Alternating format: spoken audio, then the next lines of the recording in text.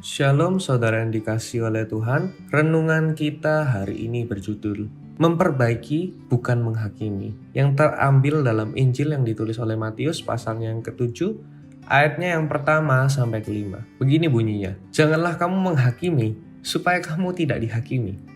Karena dengan penghakiman yang kamu pakai untuk menghakimi, kamu akan dihakimi, dan ukuran yang kamu pakai untuk mengukur akan diukur kepadamu. Mengapakah engkau melihat selumbar di mata saudaramu sedangkan balok di dalam matamu tidak engkau ketahui? Bagaimanakah engkau dapat berkata kepada saudaramu, biarlah aku mengeluarkan selumbar itu dari matamu padahal ada balok di dalam matamu?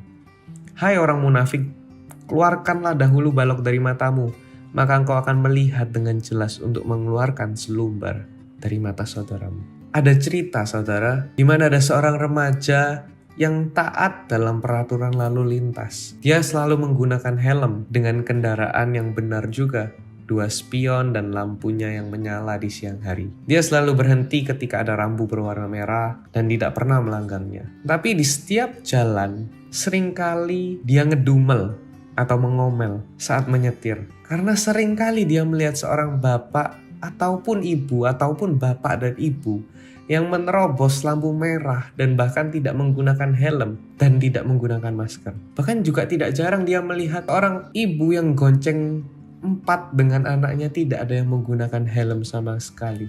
Sehingga di setiap perjalanannya banyak omelan yang dikeluarkan dari mulutnya. Tapi suatu hari ketika dia mengomel, ada suara kecil di hatinya yang berkata, tidak ada dosa yang besar dan tidak ada dosa yang kecil di hadapan Tuhan. Dosa tetaplah dosa. Ketika mendengar suara itu, tiba-tiba remaja itu teringat akan semua dosa yang dilakukannya, di mana dia masih belum terlepas dari dosa pornografi ternyata. Dan dia ingat bahwa yang Tuhan lakukan adalah tidak pernah menjudge dia, tetapi setiap dia jatuh dalam dosa tersebut, selalu Tuhan kuatkan dan topang. Bahkan anak muda ini ingat setiap solusi yang Tuhan selalu tawarkan di hidupnya agar tidak jatuh dalam dosa lagi.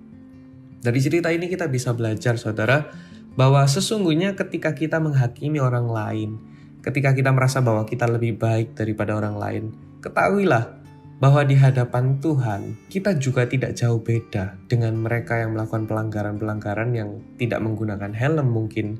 Karena di hadapan Tuhan itu sama-sama berbuat dosa, yang dimana satu jatuh dalam dosa pornografi, yang dimana satunya jatuh dalam dosa tidak mentaati peraturan yang dibuat oleh pemerintah. Apakah ada yang lebih besar dan lebih kecil? Saya rasa di hadapan Tuhan semuanya sama. Jadi, adakah hak atau kesempatan bagi kita untuk menghakimi orang lain dan merasa lebih baik daripada orang lain? Saya rasa tidak, karena setiap kita berdosa dan tetap bisa melakukan dosa selama kita masih hidup dalam tubuh yang fana.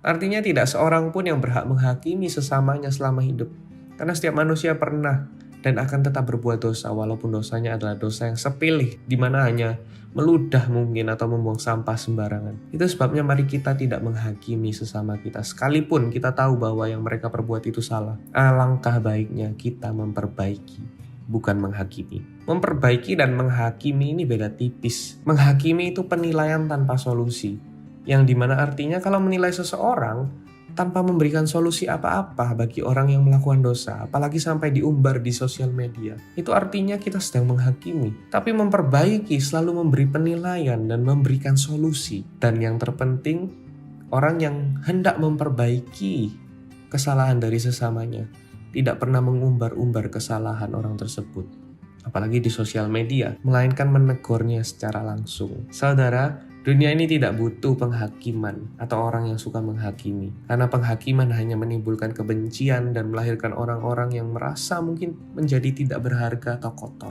Tapi dunia ini butuh kasih yang bisa memperbaiki. Tuhan Yesus memberkati.